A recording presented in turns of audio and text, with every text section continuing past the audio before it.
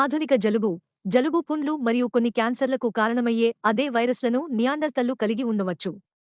పురాతన మానవులు తమ బంధువులకు ఈ తెలియని వైరస్లను పరిచయం చేసే అవకాశం ఉంది. ఈ పురాతన వైరస్లను అర్థం చేసుకోవడం నియాండర్తళ్ల విలుప్తత మరియు ఆధునిక వ్యాధులపై వెలుగునిస్తుంది. నియాండర్తళ్లు 50,000 సంవత్సరాల క్రితం కొన్ని బాగా తెలిసిన వ్యాధులతో బాధపడి ఉండవచ్చు. ఇది వారి పతనానికి దోహదపడి ఉండవచ్చు. పురాతన నియాండర్తల్ డిఎన్ఏను అధ్యయనం చేసిన పరిశోధకులు జలుబు పుండ్లు, జననేంద్రియ మొటిమలు మరియు క్యాన్సర్కు కారణమయ్యే 3 వైరస్ల జాడలను కనుగొన్నారు. మరియు పీర్ రివ్యూడ్ జర్నల్ వైరస్లు ఇటీవల వారి పనిని ప్రచురించిన శాస్త్రవేత్తల ప్రకారం పురాతన మానవులు ఈ దోషాలను వ్యాప్తి చేయడం ప్రారంభించి ఉండవచ్చు. చాలామంది నియాండర్తల్ నిపుణులు వివిధ కారణాల వల్ల ఈ జాతులు అంతరించిపోయారని భావిస్తున్నారు. మారుతున్న వాతావరణం నుండి తక్కువ సంతానోత్పత్తి రేటు వరకు మానవ పరస్పర చర్యల వరకు. అనారోగ్యాల నుండి కోలుకోవడానికి ప్రయత్నించడం, ముఖ్యంగా సుదూర బంధువులు పరిచయం చేయనివి, సహాయం చేయకపోవచ్చు. మీరు మరొక జాతితో పోటీ పడుతున్నప్పుడు ఈ రకమైన అంటువ్యాధులు ప్రతికూల ప్రభావాన్ని చూపుతాయి అని వైరస్లను కనుగొన్న పరిశోధకులలో ఒకరైన మార్సెలో బ్రియోన్స్ చెప్పారు. ఈ పురాతన వైరస్లు నియాండర్తళ్ల విలుప్తతపై మన అవగాహనకు దోహదపడటమే కాకుండా నేటికీ మానవులకు సోకుతున్న ఆధునిక సంస్కరణల గురించి మరింత తెలుసుకోవడానికి అవి మాకు సహాయపడతాయి. సుమారు 54,000 సంవత్సరాల క్రితం దక్షిణ సైబీరియాలోని చాగిర్స్కాయ గుహలో నియాండర్తళ్ల యొక్క చిన్న సంఘం నివసించింది. బ్రియోన్స్ మరియు అతని సహచరులు గుహ నుండి 2 నియాండర్తళ్ల యొక్క వరుస డిఎన్ఏ డేటాను అధ్యయనం చేశారు. ఒక వయోజన మగ మరియు ఒక బాలుడు జాతుల విలుప్తానికి దోహదపడ్డాయని వారు భావించిన 3 వైరస్ల సాక్ష్యాల కోసం వెతకడానికి అడెనోవైరస్, హెర్పెస్ వైరస్ మరియు పాపిల్లోమా వైరస్. అడెనోవైరస్ జలుబు లేదా ఫ్లూ వంటి శ్వాసకోశ ఇన్ఫెక్షన్లకు కారణమవుతుంది. అయితే హెర్పెస్ వైరస్ రకాన్ని బట్టి జలుబు పుండ్లు లేదా జననేంద్రియ మొటిమలను కలిగిస్తుంది. గర్భాశయ క్యాన్సర్ వంటి కొన్ని క్యాన్సర్లు పాపిల్లోమా వైరస్తో సంబంధం కలిగి ఉంటాయి. పరిశోధకులు ఇకపై అంటువ్యాధి లేని పురాతన మానవ వైరస్లను కనుగొనడం ఇదే మొదటిసారి కాదు.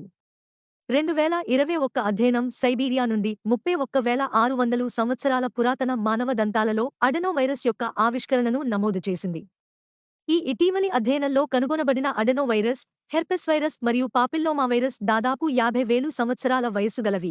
పరిశోధకుల ప్రకారం సైబీరియన్ దంతాలలో కనిపించే అడెనోవైరస్ కంటే 20,000 సంవత్సరాలు పాతవి. కొంతమంది నిపుణులు 60,000 మరియు 50,000 సంవత్సరాల క్రితం మానవులు మరియు నియాండర్తళ్ల మధ్య సంతానోత్పత్తిని అంచనా వేస్తున్నారు. డిఎన్ఏ మార్పిడితో పాటు మానవులు మరియు నియాండర్తళ్లు బహుశా వ్యాధులను చుట్టుముట్టారు. కొత్తగా ప్రవేశపెట్టిన వైరస్లు ప్రస్తుత మానవులలో కనిపించే లక్షణాలను నియాండర్తళ్లలో కలిగి ఉంటాయో లేదో స్పష్టంగా తెలియదు. అంటువ్యాధులు రోగనిరోధక ప్రతిస్పందనను ప్రేరేపించినప్పటికీ అనారోగ్యాలు ఎంత తీవ్రంగా ఉంటాయో చెప్పడం కష్టం, బ్రయోన్స్ చెప్పారు. 2016 నాటి ఒక అధ్యయనం నియాండర్తళ్లతో సంతానోత్పత్తి చేయడం వల్ల గతంలో తెలియని వ్యాధులకు మానవుల రోగనిరోధక శక్తిని పెంచవచ్చని సూచించింది. అయినప్పటికీ నియాండర్తళ్లు తక్కువ అదృష్టవంతులు కావచ్చు. వేట సామర్థ్యం లేదా పునరుత్పత్తి సామర్థ్యాన్ని తగ్గించడానికి జలుబు ప్రాణాంతకం కానవసరం లేదు అని బ్రియోన్స్ చెప్పారు. ఇప్పటికే తక్కువ జనాభాతో కొత్త అనారోగ్యాలతో అనారోగ్యం పొందడం దాదాపు 40,000 సంవత్సరాల క్రితం నియాండర్తళ్ల విలుప్తానికి దోహదపడి ఉండవచ్చు. 10,000 సంవత్సరాలుగా ఈ పురాతన వ్యాధులు ఎలా మారాయి అనే దాని గురించి మరింత తెలుసుకోవడం ఆధునిక మానవులను ఎలా ప్రభావితం చేస్తాయనే దానిపై వెలుగునిస్తుంది. కొన్ని వైరస్లు మీ శరీరాన్ని వదలవు. యేల్ స్కూల్ ఆఫ్ మెడిసిన్లో హెర్పెస్ వైరస్ అధ్యయనం చేస్తున్న పీహెచ్డీ అభ్యర్థి సాషా తబాచ్నికోవా మాట్లాడుతూ, అవి దీర్ఘకాలిక అంటువ్యాధులు కాబట్టి అవి మానవ ఆరోగ్యంపై భారీ ప్రభావాన్ని చూపుతాయి.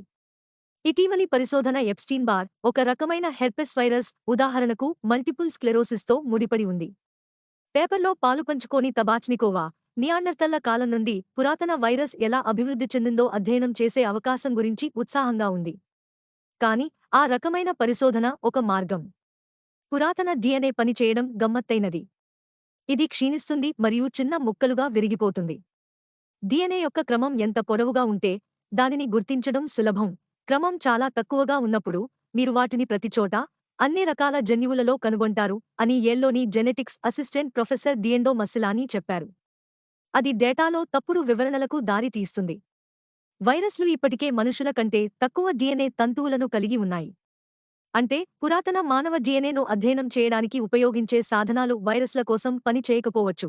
క్వీన్స్లాండ్ యూనివర్సిటీ ఆఫ్ టెక్నాలజీలో పాలియోజెనెటిక్స్ పరిశోధకుడు సాలీ వాసెఫ్ న్యూ సైంటిస్ట్తో చెప్పారు.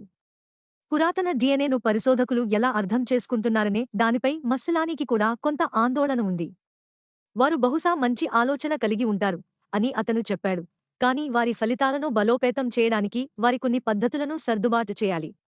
తాను మరియు అతని సహచరులు తమ పరిశోధనలను నిర్ధారించడానికి మరిన్ని పరిశోధనలు చేయాలని యోచిస్తున్నారని బ్రియోన్స్ చెప్పారు.